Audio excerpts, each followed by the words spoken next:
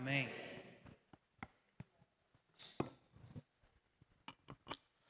Nós vamos então dar continuidade ao estudo da carta de Efésios, lembrando que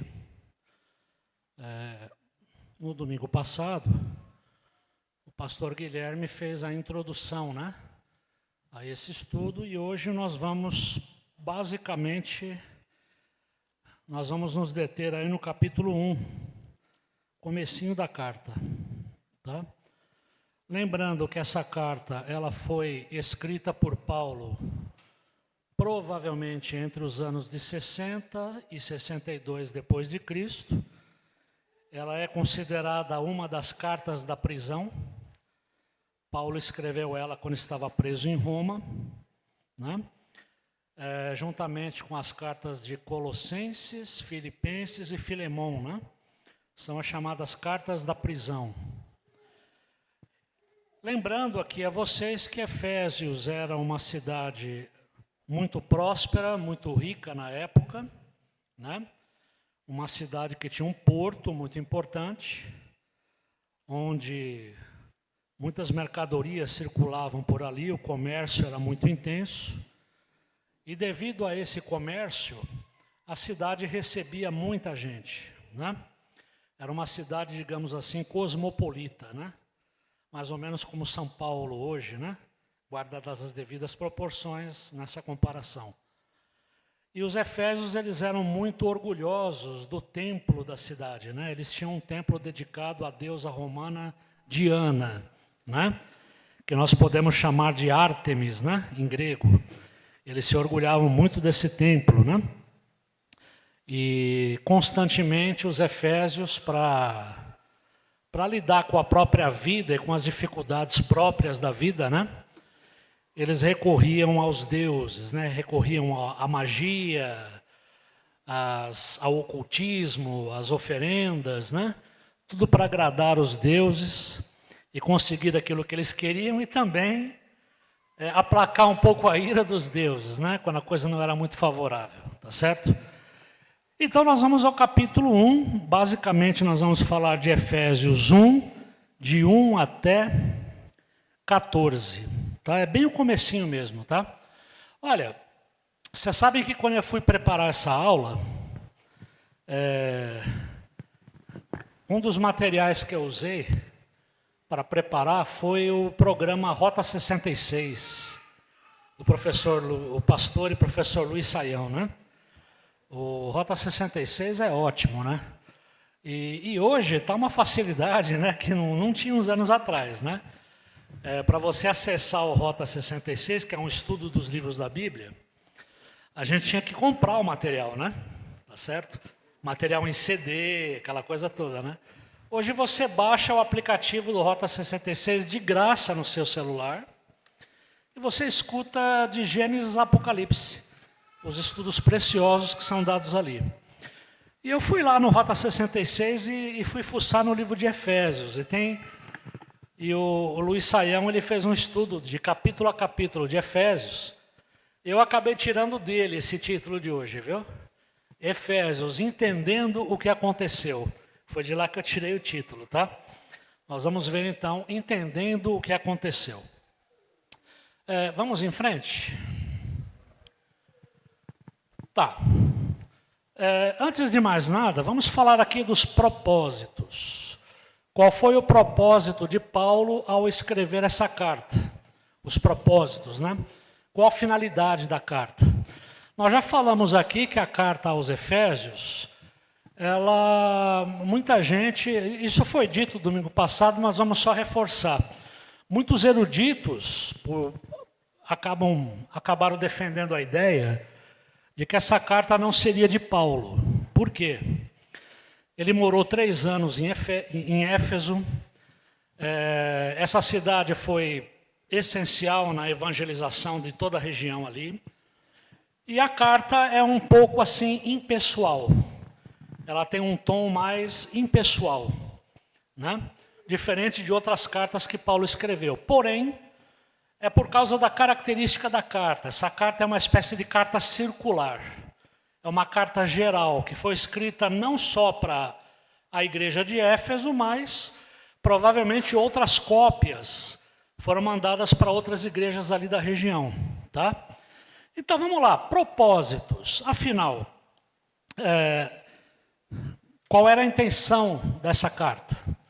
A primeira parte da carta apresenta forte e complexa base doutrinária cristã, enquanto que na segunda parte, Paulo escreve como pastor que se preocupa em encorajar seus filhos na fé. Então, basicamente, se você pegar a carta de Efésios, você vai dividir ela em duas partes. Na primeira parte, Paulo vai tratar mais sobre questões doutrinárias. É a doutrina da igreja.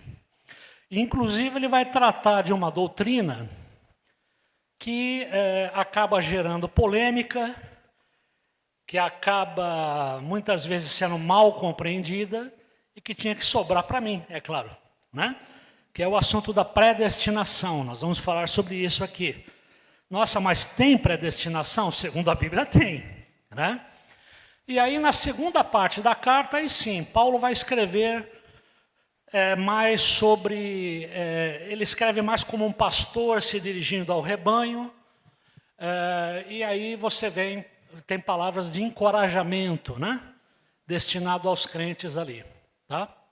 E é claro que aquilo que Paulo escreveu, nós continuamos lendo até hoje, então ele escreveu para os crentes de todas as épocas e lugares, né? Tá certo? Acabou escrevendo para isso. Então está aqui, ó, o apóstolo escreveu para seus leitores de todas as épocas e culturas, com o objetivo de ajudá-los a compreender um pouco melhor as dimensões do plano eterno de Deus Pai e da sua graça. Então, nessa primeira parte da carta, onde Paulo vai falar sobre as bases doutrinárias do cristianismo, ele vai falar basicamente disso, ó, do plano eterno de Deus para a salvação dos homens e da graça. Tá? Basicamente é isso. Tá bom? Então, vocês já estavam, segundo a Bíblia, vocês já estavam predestinados a estarem aqui hoje para ouvir sobre isso, tá bom? Então, vamos lá. Essa do predestinado foi... deixa para lá, né? Ó, vamos lá. Olha, um esboço geral de Efésios. Claro que a gente não vai ler tudo isso agora, porque depois a gente vai esmiuçar um pouquinho. Mas se você fazer um esboço geral, mudou um pouco minha voz, né? Se você fazer um esboço geral da carta de Efésios, primeiro, você vai ter uma saudação e louvores ao Senhor pelo plano da salvação. Isso está de 1, do 3 ao 14, tá? Onde Paulo fala que Deus nos abençoou em Cristo, tá? E aí a gente pode dividir isso aí assim, ó, o objetivo maior de Deus para a sua igreja, tá do 1, do 4 ao 6, capítulo 1, a redenção em Jesus Cristo une todos a Deus, isso está do 1, do 7 a 12, e o cristão é selado, é marcado com o Espírito Santo, vai do capítulo 1 até o 13 e 14, tá bom? Bom, no prefácio e saudação, Paulo vai dizer assim, e se você quiser, por favor, abra a sua Bíblia na carta de Efésios, que vocês vão me ajudar aí. Logo na abertura, prefácio e saudações, diz assim, Paulo, bom, aqui só um adendo, viu? Eu sei que a maioria aqui usa a NVI, que eu também gosto muito, mas é que eu tenho uma Bíblia de estudo que eu gosto muito, e é a Bíblia King James, tá bom? Então, às vezes tem uma pequena diferença, mas tranquilo. Paulo, apóstolo de Jesus Cristo, pela vontade de Deus, aos santos e fiéis em Cristo Jesus, que estão em Éfeso, graça a vós e paz da parte de Deus, nosso Pai, e do Senhor Jesus Cristo. Bom, primeiramente vamos falar aqui o seguinte, Paulo, apóstolo, aos santos e fiéis que estão em Éfeso. Pessoal, quando a gente fala santos aqui, não é no sentido daquela pessoa que não peca, que não erra, que não tropeça, né? Pelo contrário. A palavra, esse vocábulo que vem do grego, ele significa o quê? Santos é aquela pessoa que já recebeu a Jesus, foi perdoada por ele e agora está caminhando com ele. E segue Jesus para fazer menos besteira na vida. É isso que a gente está tentando fazer, né? A gente reconheceu Jesus como nosso Senhor e Salvador. Por isso nós somos chamados de santos, não porque a gente tem alguma perfeição, né? Pelo contrário. Vamos lá. Esse é o esboço geral da carta, tá? E como eu falei para vocês, a intenção de Paulo nesse início da carta de Efésios é falar sobre o plano da salvação, sobre a obra da salvação em Cristo Jesus, tá? Vamos lá. Deus nos abençoou em Cristo. Alguém pode ler, por gentileza? Bom, eu já li, né? Deixa quieto, vocês leem depois. Lá no capítulo 1, no versículo 2, vou ler novamente, está marcado assim: graça a vós e paz da parte de Deus nosso Pai e do Senhor Jesus Cristo. Olha que interessante o que eu tirei lá da Bíblia de Estudo, olha o comentário legal que ele fez. Paulo nos garante que os cristãos, na união com o Cristo exaltado, o que seria o Cristo exaltado? Ressurreto e entronizado à destra, à direita do Pai, local de honra. Então o que acontece? Os cristãos na união com o Cristo exaltado já passaram a ser beneficiários de todas as bênçãos que Deus destinou ao céu e aos seus habitantes. Então Deus destinou bênçãos ao céu, aos seus habitantes, e você é parte disso. Você é beneficiário disso a partir do momento que se une com Cristo, tá? E aí vai aparecer uma expressão, quer ver? Dá uma olhada agora no versículo 3, estou sempre no capítulo 1, tá? Bendito seja o Deus e Pai de nosso Senhor Jesus Cristo, que nos abençoou com todas as bênçãos espirituais nas regiões celestiais em Cristo. É interessante, logo de cara, a gente falar aqui sobre essa expressão regiões celestiais, né? Por exemplo, eu tinha uma ideia, quando eu li esse texto, de que regiões celestiais fala de algum lugar no céu, ou perto dele, né? Tá certo? E no estudo do Luiz Saião, ele chama a atenção para isso daí, ele fala assim, olha, essa expressão regiões celestiais aparece 5 vezes na carta. E nas 2 últimas, se não me engano, é para falar sobre as ações demoníacas, tá? Só que essa expressão, ela indica não algum andar superior perto de Deus. Não é uma nuvem lá que está perto de Deus, no céu. Ele fala que essa expressão é uma referência a mundo espiritual, tá certo? E o mundo espiritual, ele é invisível, mas ele existe, né? Muitas vezes a gente acha que toda a existência e tudo que acontece está aqui nesse plano, né? Que a gente pode ver, que a gente pode sentir, mas não. Além do plano terreno, a Bíblia fala de um mundo espiritual, tá? E é nesse mundo espiritual que essa expressão regiões celestiais faz referência, tá bom? Então, quando você encontrar a expressão regiões celestiais em Efésios, é mundo espiritual. É basicamente disso que ele está falando. Tudo bem até aqui? Tranquilo? Vocês estão bem na cadeira nova? Estou vendo.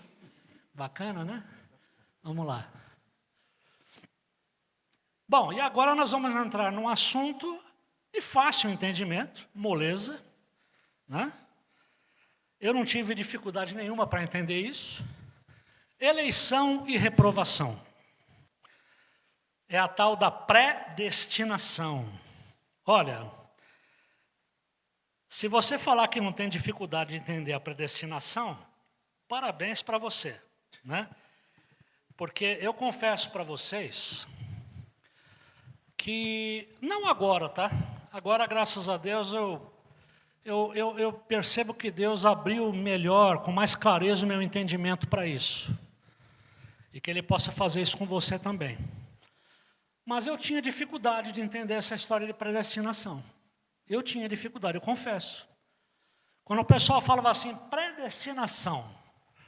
Olha o que significa predestinação. Determinação antecipada do destino de algo ou de alguém. Eu olhava para isso e eu falava assim, peraí, como assim predestinação? Quer dizer que tudo que vai acontecer comigo, até mesmo antes do meu nascimento, já está determinado? E onde está meu poder de escolha? Cadê a minha liberdade? Né? Somos marionetes na mão de Deus? Eu cheguei a pensar isso uma época. Eu falei assim, esse negócio de predestinação está esquisito, esse negócio aí. Paulo, acho que, não sei o que aconteceu com Paulo aí. Mas vamos lá. Predestinação significa determinação antecipada do destino de algo ou alguém. Agora vamos ver, do ponto de vista bíblico, como que é essa história. E vocês vão ver que não é bem como eu pensava e talvez, às vezes, não é bem como você pensa. Apesar de muitos considerarem a eleição divina injusta, esse é um ensino revelado nas Escrituras. O conceito de eleição, ele está presente em várias cartas paulinas, tá bom? Não é só em Efésios, não. E está aí, ó. Segundo a Bíblia, antes da criação, Deus elegeu ou escolheu aqueles que seriam redimidos, justificados e glorificados em Cristo Jesus. Antes da criação, Deus elegeu ou escolheu, por isso que é a eleição divina, aqueles que seriam redimidos, justificados e glorificados. Tá? Mas você vai falar, mas isso não é injusto, não? Bom, se isso é injusto, vamos lembrar o que a Bíblia fala mesmo sobre pecado? Alguém lembra aí? O pecado ele provoca o que mesmo? Morte espiritual. Espiritualmente estamos mortos em nossos pecados e delitos, não é isso? Alguém merece alguma coisa? Alguém merece a salvação? Você pode obter a salvação por algum mérito ou demérito seu? Não. A Bíblia fala que todos, sem exceção, estão destituídos da glória de Deus, não é? O pecado ele causou um estrago tão grande que ele nos afasta, ele provoca inimizade entre nós e Deus, tá? E para consertar a situação, só o sangue de Cristo que foi vertido no Calvário, né? Só o sangue de Cristo nos lavando para resolver esse imbróglio, tá bom? Então a verdade é uma só, nós não merecemos nada, nós não fazemos jus a nada, apesar de nós acharmos que pelos nossos méritos a gente pode conseguir alguma coisa. Então, se você pensar por esse lado, a eleição não é um negócio injusto, não, é um negócio maravilhoso. Sim ou não? Está entendendo onde que eu estou querendo chegar? Se você pensar que você não tem nenhum mérito para reivindicar alguma coisa de Deus, se você pensar que você é um pecador condenado, né? E o pecado fez uma inimizade entre você e Deus. Então a eleição, nesse caso, ela não é injusta, não. Se você for pegar pela lógica bíblica, né? O homem, como que ele vai reclamar que ele não foi escolhido, que ele não foi eleito, por exemplo?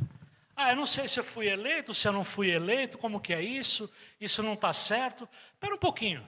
Foi você que conquistou a salvação? Foi? A Bíblia fala que a salvação é o que mesmo? A salvação é uma dádiva, é um presente, dado de graça. Peraí. Um negócio que você não merece, que você não faz jus, você está recebendo de graça e ainda está reclamando? Então não tem lógica isso, tá? Então a escolha divina, no fundo o que é?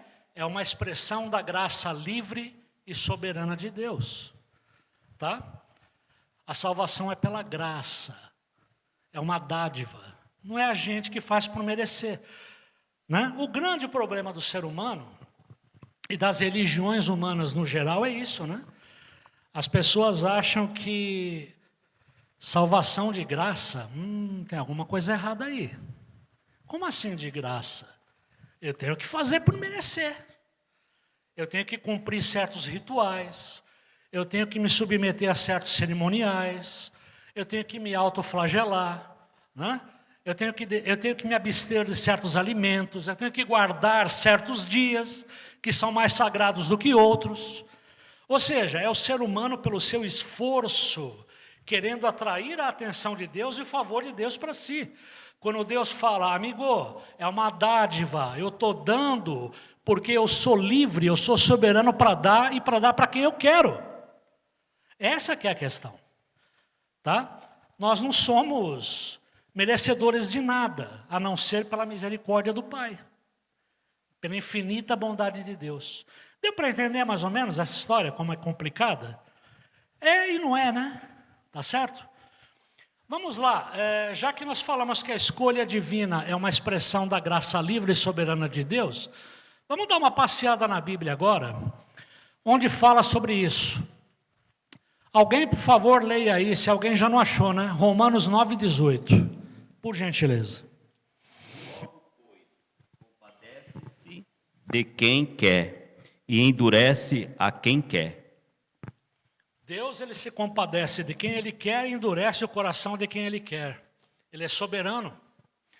João 6,37, palavras de Jesus.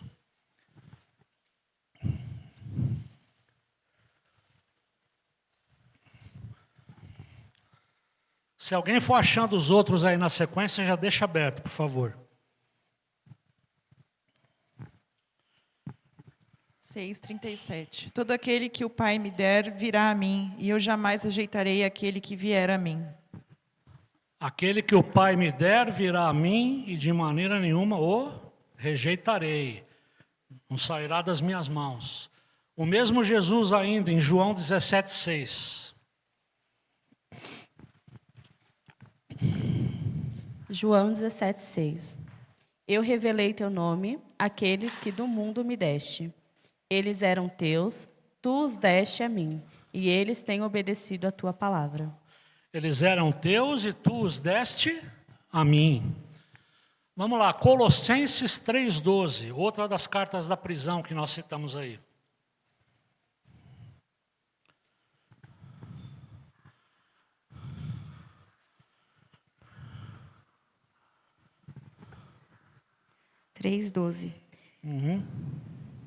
Portanto, como povo escolhido de Deus, santo e amado, revistam-se de profunda compaixão, bondade, humildade, mansidão e paciência.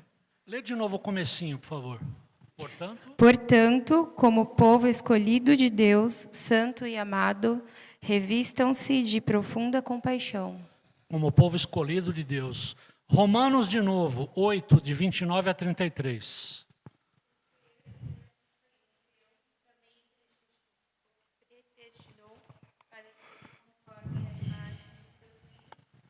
Que seja o primogênito entre muitos irmãos.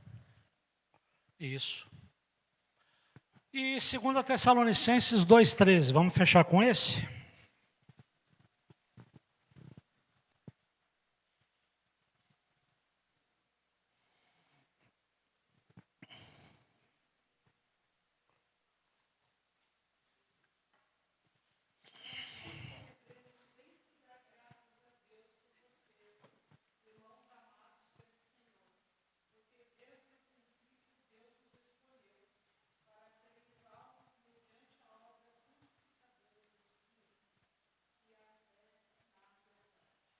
Amém. Então tá aí. Olha essa parte agora. Deus nos deu... Pessoal, tudo bem até aqui? Beleza? Podemos seguir? Ninguém quer perguntar nada, né? Que bom, vamos lá. Vocês leram o livrinho de Efésios? Leram, né? Eu sabia que vocês iam ler. Deus nos deu sua graça salvadora. Deus nos concede sua graça salvadora sem considerar quaisquer possíveis méritos e deméritos nas pessoas escolhidas. Olha lá, nenhum ser humano tem direito à salvação, pois ela é uma dádiva, um presente dado de graça por Deus.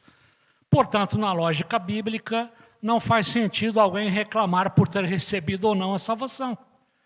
Na verdade, como o pecado nos afasta de Deus e estamos espiritualmente mortos, é maravilhoso que Deus escolhesse salvar qualquer um de nós. Você não merece nada, tu merece a condenação, certo? E ainda assim, Deus escolhe uma pessoa como você, dá glória a Deus, sai dando graça.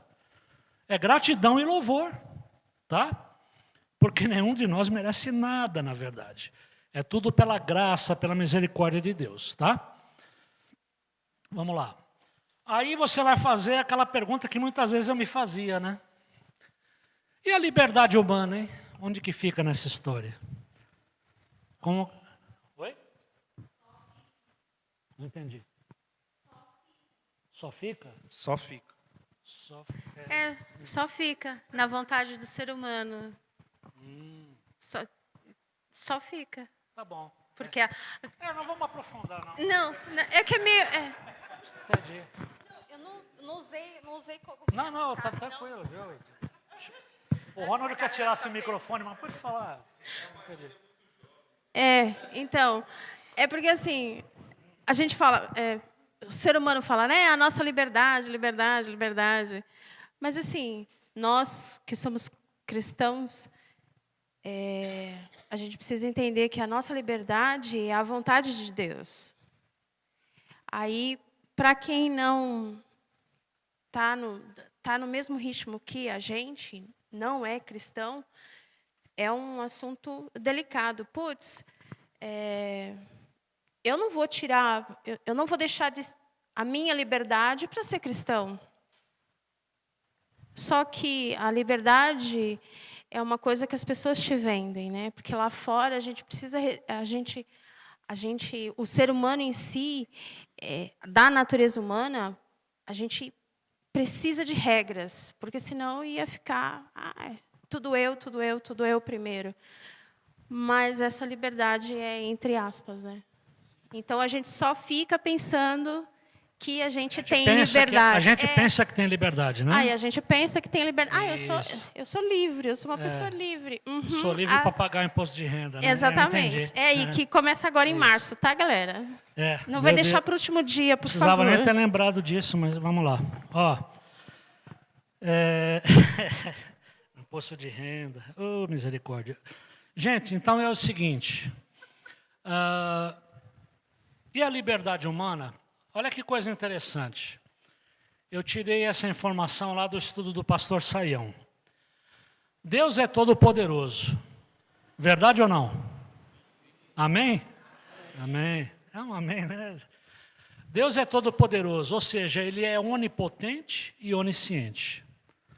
Ele sabe, né, de antemão o que vai acontecer com uma pessoa antes dela nascer. E Ele pode até interferir nisso, se Ele quiser. Tá? Por isso que Ele é onipotente e onisciente, Ele sabe de tudo. Né? A dimensão de tempo para Deus é uma coisa que a gente não chega nem perto. Então, olha aqui. Apesar de tudo isso, apesar da onisciência, onipotência desse Deus todo-poderoso que a gente segue, apesar de tudo isso, a nossa liberdade continua funcionando. Ela não sumiu, não. Ou seja, você foi criado à imagem e semelhança de Deus e você tem esses atributos de crer e fazer escolhas. Tá certo? Então, a onisciência, a onipotência de Deus, ela não elimina a liberdade humana. Ela não anula a sua liberdade, ou seja, a sua capacidade de escolher, de crer. E a gente sabe que a todo momento a gente faz escolhas. Somos chamados a fazer escolhas, quer queiramos, quer não. Tá? Agora, a grande questão, o grande X aqui, é o seguinte.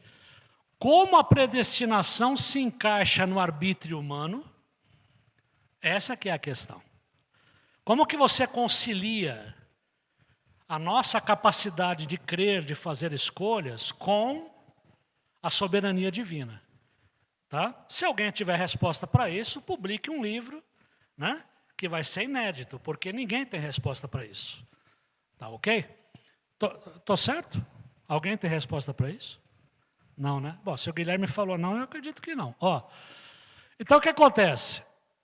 Como a predestinação se encaixa no arbítrio humano, é de difícil entendimento, e isso a gente pode dizer que é o quê? Leia ali. Mistério da fé, revelado nas Escrituras.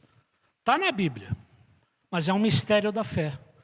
Mistério da fé, sabe por quê? É uma coisa que você não consegue explicar com o exercício da razão humana, com o nosso entendimento humano. É uma coisa que vai além. Uma coisa que você entende com olhos espirituais, você entende pela fé. Tá? É um mistério da fé que está revelado nas Escrituras. Tá bom? E olha que interessante essa parte aqui, porque você podia perguntar agora o seguinte: mas e se Deus não me escolheu? Eu estou indo na igreja todo domingo, mas não sei se eu estou escolhido. E aí, eu estou perdendo tempo? Como que eu sei se nesse decreto divino, porque a eleição divina, vamos dizer assim, é um decreto secreto, né? Isso está lá com Deus. Essas coisas não são lícitas para nós saber, não é isso? Então você podia perguntar, e daí? Como que eu sei se eu sou salvo ou não? Já ouviu falar daquela história, pelos frutos os conhecereis? Alguém, por favor, leia lá 2 Pedro 1,10. Pedro nos deu uma dica importante nessa história.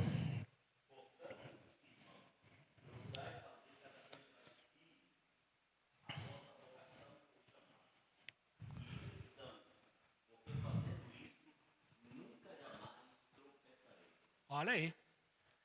Ou seja, Pedro faz uma advertência. Ele nos adverte a procurar o quê?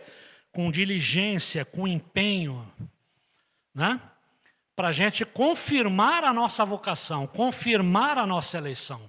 Ou seja, a eleição é conhecida o quê? Olha lá, pelos seus frutos. Né? Oi.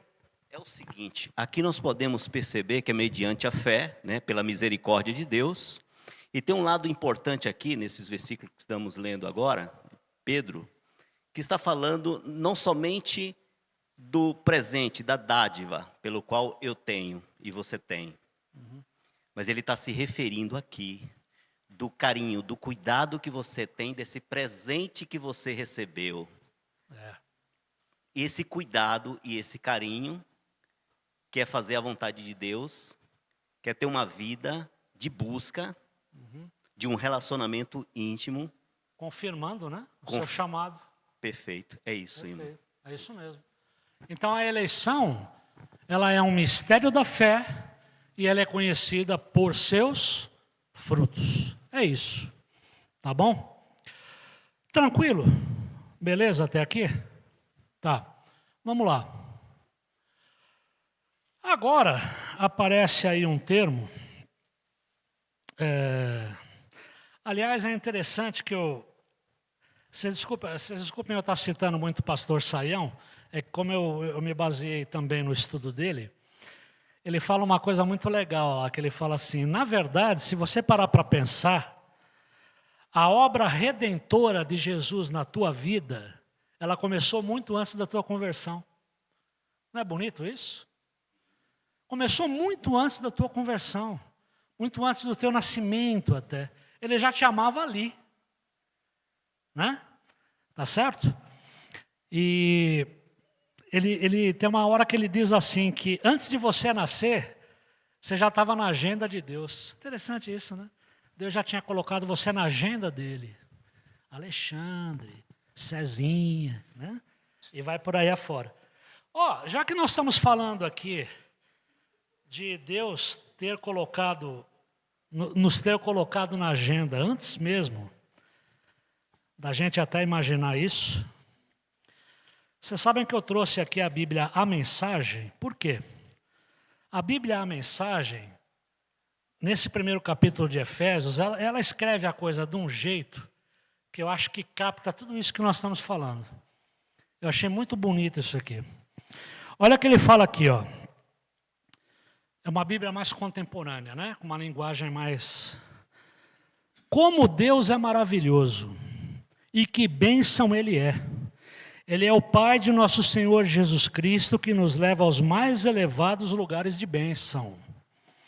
Muito antes que ele estabelecesse os fundamentos da terra, ele já pensava em nós e nos escolheu como alvo do seu amor para nos fazer completos e santos por meio desse amor. Há muito tempo ele decidiu nos adotar em sua família, por meio de Jesus Cristo. E que prazer ele teve em planejar tudo isso. Foi por sua vontade que agora participamos da celebração desse presente dado por seu Filho amado, totalmente de graça. Olha que bonito isso aqui, ó. Antes que ele estabelecesse os fundamentos da terra, ele já pensava em nós e nos escolheu como alvo do seu amor. Não é isso? Esse é o sentido aí da predestinação. Você acha ela injusta ainda? Dá para falar que é injusta a predestinação? Não dá, né? Quando a gente começa a entender melhor isso aí e os nossos olhos vão se abrindo, a gente fala, não é que é verdade mesmo, eu não merecia nada, eu sou um miserável, né? E ainda assim fui escolhido, né? Vamos lá. Oi.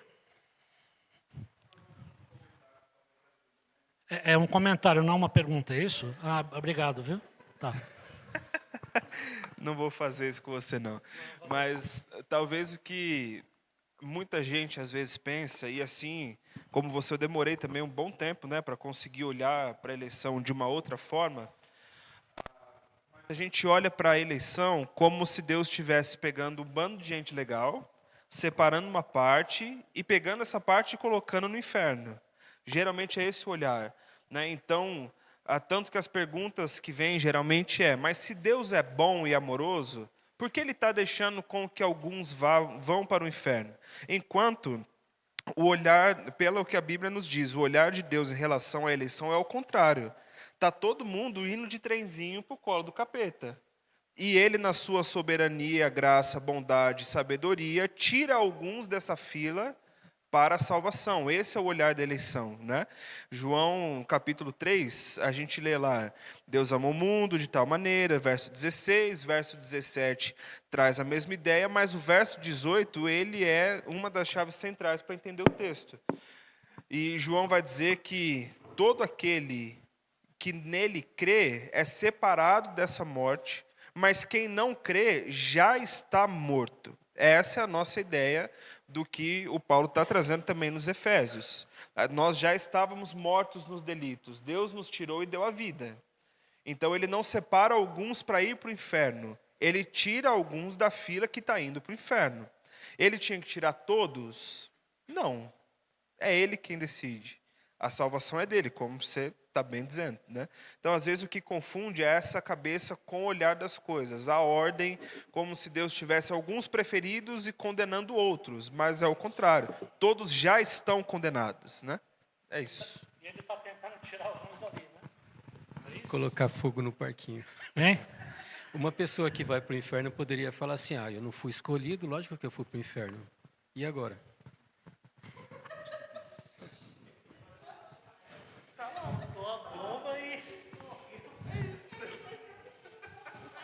Mas também é o contrário, né? Poxa, por que então Jesus veio, né? Para sofrer tudo isso aí, já que já está predestinado mesmo, né? Não precisa mais fazer nada, né? Estou escolhido mesmo. Para que Jesus veio? Por que sofreu tudo isso? Eu fui forçar mais o ventilador. Não precisa não. Aí, vamos colocar mais fogo, né? Lá fora está 32, a gente vai chegar aos 40. Mas aí, aonde fica aquela situação que eu acho que eu já comentei com o pastor, de que Deus escolhe alguém para tirar da fila, aí dá várias chances para essa pessoa. Vem aqui, fulano. Vou escolher você. Aí, vai dando chances, entre aspas. A pessoa não vai, não quer, nem que a vaca tussa e o galo faça corococó. Não. A pessoa não vai. Deus fica dando essas chances, aí a pessoa não vai. Aí quem está ao redor fica, faz oração, faz jejum, planta bananeira. E a pessoa... Então, mas é como... E aí? Então, mas é como nós estávamos falando aqui. A eleição divina, vamos lá, seria um decreto secreto. Nós não sabemos sobre isso, tá certo? Daí a função da igreja. Por isso que Jesus separou a sua igreja e falou, ó, vai e prega. Vai e leva o evangelho, proclama o evangelho. E todo aquele que crê será salvo. Não é isso? É isso. Então o papel da igreja aí é fundamental. A igreja ela tem um papel fundamental nesse plano da salvação divina, né? Tá certo? Nós temos que levar a palavra para as pessoas ouvirem, porque é ouvindo que se crê, não é? Para a salvação, não é isso? Foi.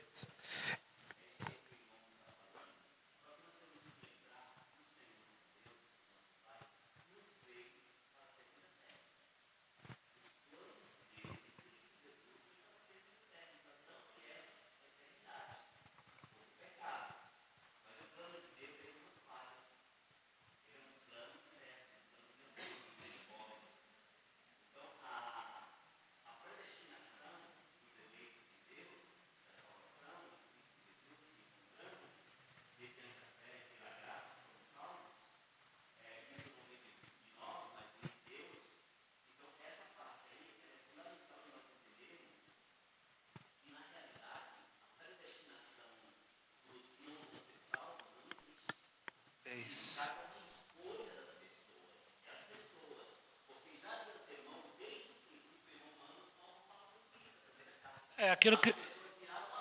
É aquilo que nós falamos desse mistério, né? Exatamente. Como conciliar a questão da soberania com a liberdade humana, né? Mas o ser humano...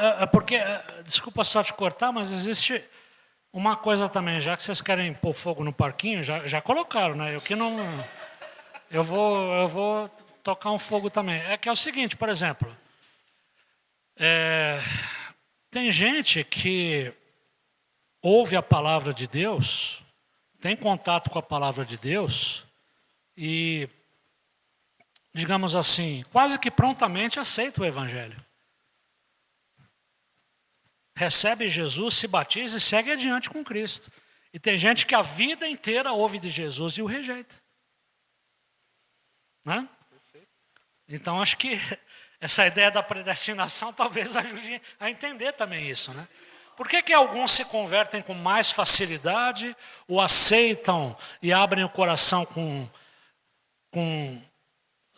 mais alegria, ou mais prontamente? E tem gente que vai a vida inteira até a velhice e não aceita Jesus de jeito nenhum. Segue rejeitando. Né? Sim ou não? Não acontece isso? Isso, exatamente. Não. Sim. É isso? Sim. Na verdade, é como diz aqui na Bíblia a mensagem que eu li aqui, né? O Deus, eu acho que Ele quer que todos se salvem, né? O alvo do amor dele está direcionado a todos, né? Mas nem todos vão se salvar, a gente sabe disso. Né? É isso. Algumas respostas aqui, né? Primeiro que são mais de 2000 anos de discussão teológica sobre o assunto, ninguém resolveu, né? Mas vai que é aqui na IBD que a gente resolve. De repente, né? A gente consegue. Caiu para o Alexandre agora em 2025. Isso, exatamente. Depois de 2000 anos. Né? Então, essas tensões elas vão surgindo justamente porque quando o próprio Paulo diz também que a mente de Deus é muito superior à nossa, a gente não alcança, esses detalhes vão mostrando, né? Como é que se harmoniza escolha com amor, com liberdade, com graça e tudo mais, vira essa confusão. E a questão mesmo é que a gente não vai conseguir zerar tudo aquilo que está descrito sobre. O que a gente pode é considerar aquilo que já está escrito. E essa ideia da escolha, dessa predestinação, que a gente chama de eleição, no geral, ela não é só um tema de Paulo, como a gente viu, né? Pedro trabalha essa ideia, João trabalha também. Então, alguém que, por exemplo, tenha sido escolhido por Deus, que tenha sido implantado nele o dom da fé, como diz o capítulo 2, não é uma questão de vai e vem, vai, vem, vai, vem. a pessoa que é alcançada pela graça de Deus, e isso é uma crença muito forte, é uma graça irresistível, que toma o coração da pessoa e pronto.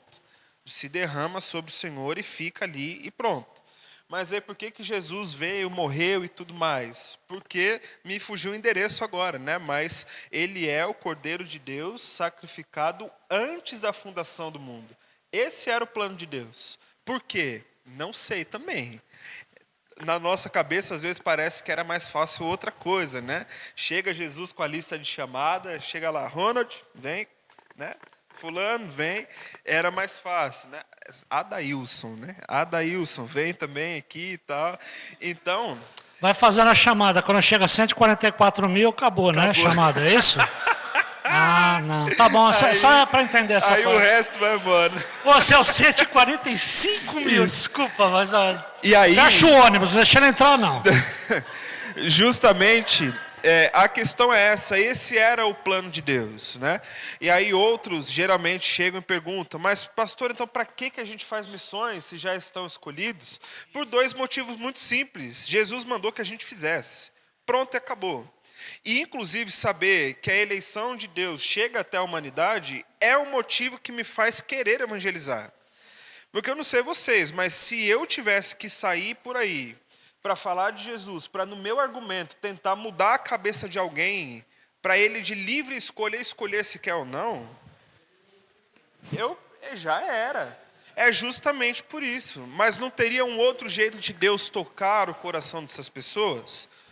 Talvez. Só que aquilo que ele decidiu também, e que nós cremos que é a boa, perfeita e agradável vontade dele, é que nós fôssemos evangelistas, missionários, discipuladores, que esse é o processo que Deus estabeleceu. E também é uma coisa, como que eu vou pensar que eu sou um escolhido, um separado por Deus, se nem de Jesus eu ouvi falar, né? É isso. Nem sei quem é ele. Pronto. E o que ele veio fazer. Exatamente. Meio complicado, né? Então, no fim das contas, no meu ver, aonde se junta aquela liberdade humana com a soberania de Deus é quando alguém tem um contato direto com a palavra e no momento em que ele está ali vendo, lendo, aprendendo, ele cria uma sede de buscar Deus e ele faz desse uso da sua liberdade local para ir buscar mais de Deus enquanto Deus já o chamou, né? E aqui é o que eu me lembro muito da pregação da Késia, né, no domingo retrasado. Quando a gente está com o nosso coração alinhado no que a gente quer, a gente pode usar das nossas escolhas para irmos atrás daquele Deus que nos chamou. Então nós somos livres para muita coisa. E é aquela velha tensão entre a liberdade absoluta e a livre agência que eu expliquei algumas vezes para a gente, né? Então Deus decidiu qual é a roupa que o Ale ia estar usando hoje? Não, o Ale escolheu a roupa. Deus sabia? Sabia. Ele decidiu? Não necessariamente. Deus até dá uma olhada e fala, não ficou muito legal, mas já que ele escolheu, deixa, né? Vai assim mesmo. É isso. Então, da mesma forma, né? Deus...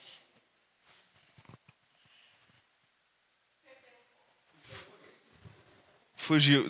Foi a lei que escolheu. Desligaram o microfone dele? Mas, por exemplo, esse tipo de liberdade nós temos ela plena. Nós agimos, escolhemos cônjuges, escolhemos viagens, escolhemos time para torcer. A gente escolhe essas coisas. Mas dentro do plano maior de Deus sobre todas as coisas, ninguém interfere. Então, onde é que fica o limite da liberdade?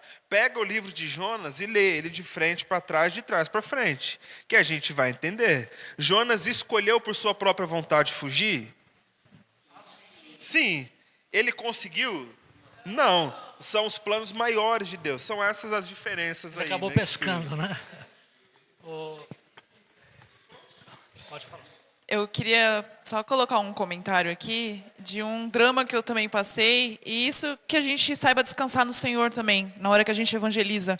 Porque é difícil para um crente, como a Ana falou, né? Você chega numa pessoa que você ama, e você quer que aquela pessoa esteja com você no céu, você quer que ela conheça o amor que te transformou. E se aquela pessoa o rejeita, isso não é porque você não fez o que devia, você devia fazer mais.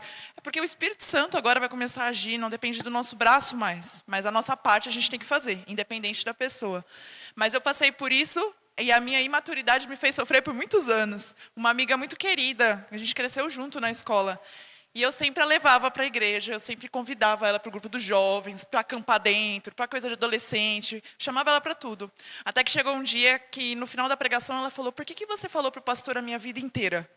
Aí eu falei: eu não falei nada para o pastor da sua vida, não tem nada do que eu possa falar da sua vida para ele. Eu nem consigo conversar com o pastor, que ele tem um monte de coisa para fazer.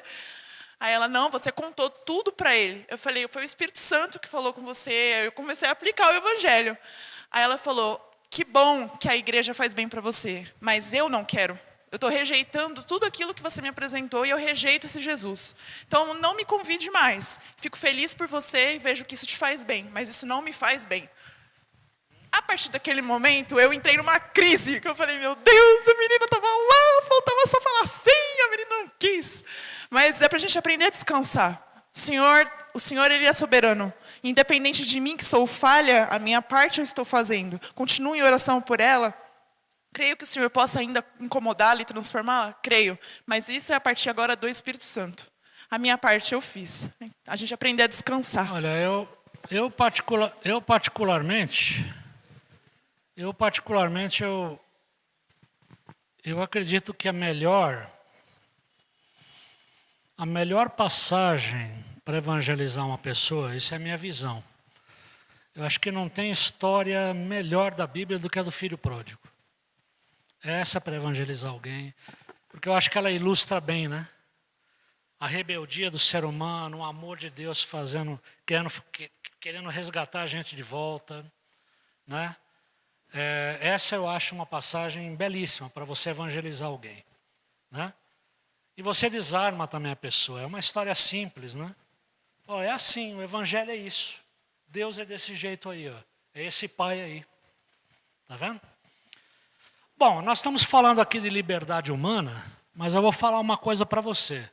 Se você já teve um encontro com Jesus, foi redimido por Ele, e agora está caminhando com Ele, glória a Deus. Se você ainda não fez isso, você é um escravo. A gente fala tanto de liberdade, mas quem ainda não recebeu Jesus é um escravo do pecado. Pior tipo de escravo que pode ter, né? Tá certo? Sabe por quê? Olha agora aqui, Efésios 1, 5, capítulo 1, versículo 5. Alguém lê Efésios 1, 5? E estamos caminhando para o fim, vamos lá.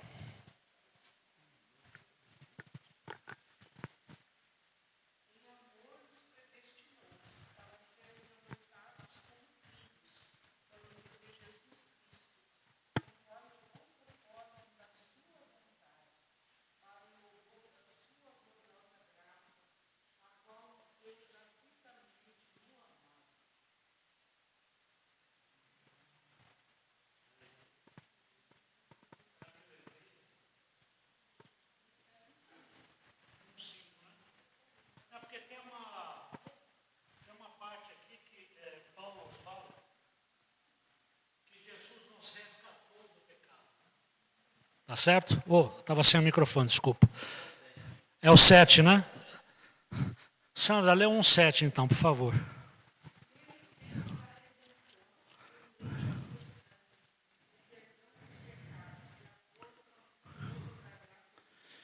Em Cristo nós temos o quê? Perdão dos pecados, temos a redenção. Olha aqui, Paulo, então ali onde está 1,5, é 1,7, tá? Houve um erro de gráfica aí. Paulo usa um exemplo bem dramático, conhecido dos Efésios. A redenção era uma prática jurídica greco-romana, por meio da qual alguns escravos ganhavam a liberdade, mediante o pagamento de certo valor como resgate. Tá? Então essa história de redenção, a redenção é o quê? Um resgate. Foi isso que Cristo fez conosco. Ele fez por nós, né? Então Paulo usa essa expressão para as pessoas entenderem do que ele estava falando. Porque o mundo daquela época era um mundo onde prevalecia a escravidão, trabalho escravo, né? E o escravo ele podia ser redimido, ou seja, mediante o pagamento de um certo valor, ele era liberto. Ele conquistava a sua liberdade, tá? Isso. Não. Isso. Redimido pela cruz do Calvário, né? Então, tá ali, ó. Cristo entregou sua vida em sacrifício eterno pela redenção de todos quantos creem no poder remidor do seu sangue na cruz do Calvário. Depois você dá uma olhada aí em 1 Pedro 1, 18 e 19, tá bom? Vamos em frente. Olha que interessante essa parte agora. O alcance da obra de Cristo. O alcance da obra de Cristo. Isso está em 1. Deixa eu ver se eu não errei, né, o versículo aqui. Ali está 1,6, né? Eu acho que eu... Sei não, hein? Espera aí. Calma, vocês estão ainda aí, né? Tá. É porque acontece o seguinte, ó. Achei. Ó, dá uma olhada em Efésios 1:10. Ele diz aqui, eu vou começar no 9, para a gente ler desde o início aqui o trecho. E nos revelou o mistério da sua vontade, de acordo com o seu bom propósito que ele estabeleceu em Cristo. Isto é, de fazer convergir em Cristo tudo quanto existe, todos os elementos que estão no céu como os que estão na terra, na dispensação da plenitude dos tempos. Jesus veio na plenitude dos tempos, no momento certo, no momento oportuno, né? E é interessante o alcance da obra de Cristo. Olha o que ele diz ali. A reconstituição geral do universo está em pleno curso, com Cristo à cabeça de todo o processo, e que alcançará seu auge e estabelecimento eterno quando toda a oposição for colocada debaixo de seus pés, por ocasião de seu glorioso retorno. Tá? É interessante que Cristo, ele morreu pelos meus pecados, pelos seus pecados, mas o alcance da obra de Jesus, ela extrapola isso. Jesus está fazendo tudo convergir, tudo converge para Cristo. Ele está reconciliando com Ele mesmo toda a criação, a natureza, né? Ou seja, a obra de Cristo é uma coisa assim que tem uma implicação cósmica, né? Ela atinge o universo, não só nós aqui. Tá? O alcance é uma obra salvadora de um alcance assim que a gente não pode imaginar. Assim, o pecado e seus efeitos atingem não só os seres humanos, mas toda a criação, a natureza. A obra redentora de Cristo atinge, portanto, o universo. Tem uma implicação cósmica. Já imaginou isso? Alguém pode ler Romanos 8, de 18 a 21? Se eu não marquei errado, né? Mas eu acho que esse aí está certo.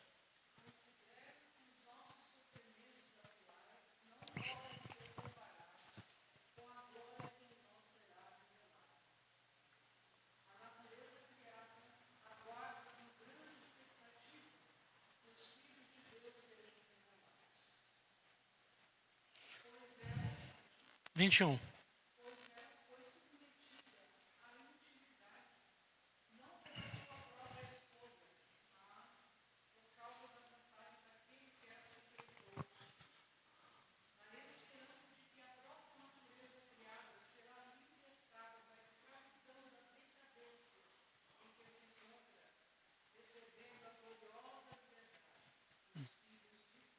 Amém. Então percebeu o alcance da obra de Cristo? Cristo não só pelo seu sangue redimiu cada um de nós aqui, né? Nós acreditamos nisso pela fé, recebemos Jesus, mas Jesus está o quê? Ele está fazendo uma reconstituição geral do universo. Isso está em curso. Tudo está convergindo para Cristo, tá? É bonito isso, né? Está lá em Romanos 8 também. Beleza, gente? Vamos seguir? Aplicações finais. Assim, só uma coisa aqui. Em Efésios 1:7, antes da gente partir para as aplicações finais, Não é um 7 não, está aqui. Olha 1,13. Nele, igualmente vós, tendo ouvido a palavra da verdade, o evangelho da vossa salvação, e nele também crido, fostes selados com o Espírito Santo da promessa, que é a garantia da nossa herança. Né? Então, quando nós recebemos a Jesus, nós somos o quê? Selados, marcados com o Espírito Santo. Não confundir selados com o Espírito Santo com plenitude do Espírito Santo, né? A plenitude do Espírito Santo a gente busca no nosso processo de santificação, não é isso? A gente vai se enchendo, se deixando encher pelo Espírito Santo, né? Mas quando você passa por essa redenção que Cristo traz, né? Você é selado com o Espírito Santo. E você já começa a usufruir aqui o que depois você vai usufruir, né? Lá no céu, né? Onde bênçãos ali inimagináveis estão preparadas para nós, né? Mas já começamos a gozar assim dessa comunhão com Cristo e da nova vida aqui mesmo. E eu não estou falando de um novo carro, né? Nada dessas baboseiras que falam hoje aí, né? É mudança de vida mesmo, né? É você se tornar um ser humano melhor, mais decente, né? Tá certo? E vocês vão me dar hoje mais 5 minutinhos depois da aplicação final, e eu vou falar por quê. Aplicações finais. Diante da obra de Cristo Jesus em favor da humanidade, e considerando que estávamos na agenda de Deus antes mesmo de nascermos, o que nos resta fazer? Oferecer eterna e profunda gratidão, eterno e profundo louvor. Posso ouvir um amém? Amém. Amém. É legal esse negócio, posso ouvir um amém? Todo mundo amém. É bacana isso. Escuta, eu sempre quis fazer isso, posso ouvir um amém? Sempre tive vontade de fazer isso. Eu queria só terminar aqui dizendo o seguinte, nós falamos aqui, Pedro nos exorta, nos adverte a confirmar a nossa vocação, a nossa eleição. Pelos frutos a gente conhece. Eu queria só fazer aqui um breve comentário de uma pessoa que, enquanto esteve aqui, ele deu os seus frutos e ele deu mostras e mais mostras de que era uma dessas pessoas separadas por Deus, né? Recentemente, não sei se vocês viram na televisão aí, nos meios de comunicação, faleceu o ex-presidente dos Estados Unidos, Jimmy Carter. Talvez os mais novos aqui não lembrem de Jimmy Carter, mas como eu já estou ficando mais velho, ele foi... Estou ficando, ainda não estou. Ele foi presidente dos Estados Unidos lá no final dos anos 70, começo dos 80, eu tinha uns 10 anos. Mas o Jimmy Carter, ele era batista, né? E pela vida dele, tanto pela vida privada como pela vida pública, ele deixou um legado que eu acho que vale a pena ser lembrado e que nos inspira, né? E essa semana eu estava dando uma olhada no site da revista Ultimato, e veio um texto lá sobre ele, né? Ele faleceu, acho que ele já estava beirando 100 anos, não, acho que tinha uns 101, eu acho, hein? Né? 100 anos já, né?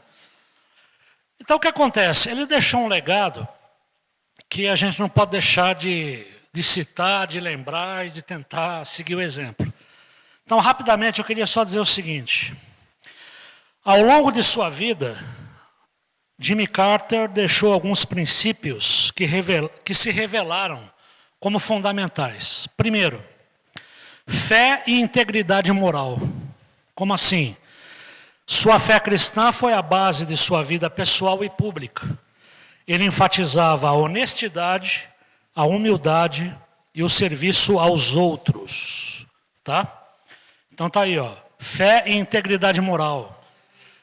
Ele era presidente e no período que ele foi presidente, ele não deixou de lecionar na escola bíblica dominical na igreja dele. Muitos na época falaram assim, Ele está lecionando na igreja para fazer publicidade, porque ele é presidente agora, quer se promover. Mas a gente sabe pelo conjunto da obra que ele não era bem assim.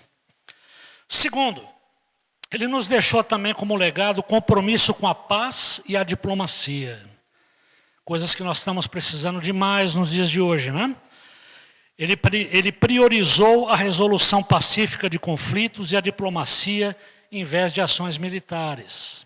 Tá certo? Então a diplomacia foi a grande pedra de toque da presidência dele, tá bom? Foco nos direitos humanos. Mais um aspecto, mais um legado que ele nos deixou. Sua presidência foi marcada por uma ênfase nos direitos humanos e ele tornou os direitos humanos um pilar da política externa dos Estados Unidos. Foi na época dele que os Estados Unidos começaram a retirar o apoio que davam a uma série de ditaduras aqui na América Latina, né? Então o Carter ele falava isso, olha, cuidado com as ditaduras, preserve a democracia, né? Cuide das questões sociais.